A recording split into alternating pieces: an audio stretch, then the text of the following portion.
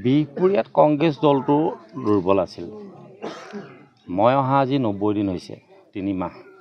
3 মাহত আহি আজি যি পঞ্চায়ত ইলেকশ্যন হ'ল, ইয়াৰ পৰিসংখ্যাটো যদি চাবলৈ যাওঁ, আমাৰ জিকা আৰু হৰাৰ যদি পৰিসংখ্যা চাবলৈ যাওঁ, তেতিয়াহ'লে আমি আজিৰ ডেটত বিজেপি আৰু কংগ্ৰেছ 50-50 পজিশ্যনত আছোঁ। গতিকে 50-50ৰ পৰা মই আগবাঢ়িব বিচাৰিছোঁ যদি দলে সুযোগ আৰু সুবিধা দিয়ে। মই ভাবিছোঁ যে 50-50 পৰা আগবাঢ়ি যাবৰ কাৰণে মোৰ বৰ কষ্ট নহ'ব, যিহেতু মই ইয়াৰ এজন স্থানীয় মানুহ। মোৰ ইয়াত 500 পৰিয়াল আছে। মোক 20,000 মানুহে ৰাম বুলি মাতে, মোক 10,000 ল'ৰাই মোক ৰামদা বুলি মাতে। গতিকে অনাগত দিনত কিছু আমি অকণমান কৰিব লগা আছে। গতিকে আমি কৰিব লাগিব, আমি কৰিবলৈ ওলাইছোঁ, লাহে লাহে কৰিম। কৰি আমি অনাগত দিনত আমি ভাবিছোঁ আগবাঢ়ি যাম।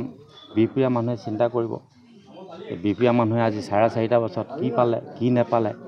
বিশেষকৈ আমি অসমীয়া মানুহ হিচাপে ব্যৱহাৰ হিচাপে আমি কি পালোঁ, কি নেপালোঁ। প্ৰথমতে আমি অসমীয়া মানুহ হিচাপে আমি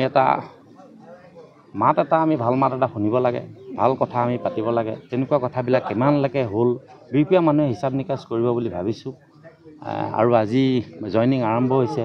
এনেকৈ মোৰ পৰা বহু জেগাৰ পৰা খবৰ আহি আছে। গতিকে মই আপোনালোকৰ সহযোগত বিহপুৰীয়াত মই যিমানখিনি মানুহ পাৰিম, মোৰ শুভাকাংক্ষীক মই মোৰ দললৈ অন্তৰ্ভুক্ত কৰাৰ প্ৰচেষ্টা চলাই আছোঁ।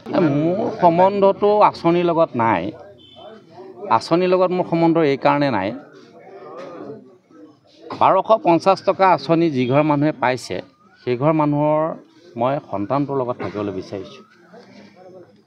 1250 টকাৰ লগত তেওঁলোকৰ ঘৰত থকা সেই শিক্ষিত যিটো সন্তান, তাৰ কোনো যেনেকৈ সম্বন্ধ নাই, ঠিক মোৰ তেনেকৈ 1250 টকাৰ লগত কোনো সম্বন্ধ নাই। মোৰ সম্বন্ধ কেৱল আছে যে মোৰ বিহপুৰীয়াত আজি মই দেখিছোঁ 5 বছৰত, বিশেষভাৱে 5 বছৰত মানুহ দুখীয়া পৰা দুখীয়া হৈ গ'ল।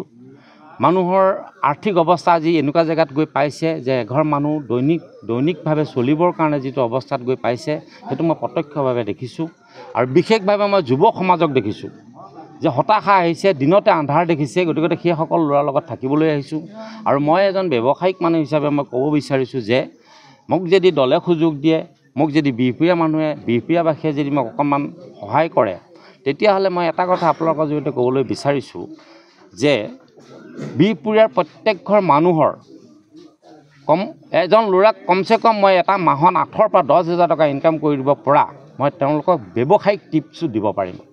আৰু মই ভাবিছোঁ যে যদি এজন সন্তানে সেই মানুহঘৰৰ 8,000 পৰা 10,000 টকা পইচা ইনকাম কৰিব পাৰে, মই ভাবিম যে বিহপুৰীয়াবাসীৰ মানুহৰ কাৰণে অকণমান হ'লেও সেই পৰিয়ালটোলৈ শান্তি আহিব। আৰু মই ভাবিম যে অকণমান হ'লেও সেই ল'ৰাটোৰ হতাশা পৰা দূৰ হ'ব। তেনেকুৱা এটা চিন্তা চৰ্চা লৈহে বিহপুৰীয়াবাসীৰ ওচৰলৈ চাপিছোঁ। 80 চনৰ পৰা আমি অগপৰ দলত আছিলোঁ।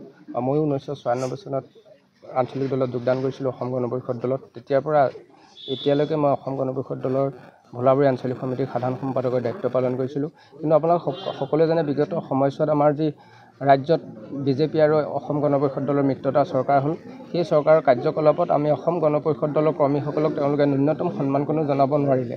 তাৰ প্ৰতিবাদ স্বৰূপে বা সাম্প্ৰদায়িক শক্তিৰ প্ৰতিবাদ স্বৰূপে, তুষ্টিকৰণৰ ৰাজনীতিৰ প্ৰতিবাদ স্বৰূপে প্ৰকৃত অৰ্থত বিহপুৰীয়া সমষ্টিৰ উন্নয়নৰ স্বাৰ্থত কংগ্ৰেছ দলৰ, ভাৰতীয় জাতীয় কংগ্ৰেছ দলৰ নীতি আদৰ্শৰ প্ৰতি আকৃষ্ট হৈ মই সুস্থ চিন্তা চৰ্চাৰে মই জাতীয় কংগ্ৰেছ দলত যোৱা 12 মে' তাৰিখে মই যোগদান কৰিছোঁ। আৰু পৰৱৰ্তী সময়ত আমাৰ দৃঢ় বিশ্বাস, আমাৰ বিহপুৰীয়া সমষ্টিৰ নাৰায়ণ ভূঞাদেৱৰ নেতৃত্বত আমি এক প্ৰকৃত স্বাৰ্থত বিহপুৰীয়া সমষ্টিৰ উন্নয়নৰ স্বাৰ্থত আমি আগবাঢ়ি যাম বুলি, বা আমাৰ সকলোৱে সেইখিনি তেখেতক নাৰায়ণ ভূঞাদেৱক আমি সহযোগিতা আগবঢ়োৱাৰ প্ৰতিশ্ৰুতি প্ৰদান কৰিছোঁ।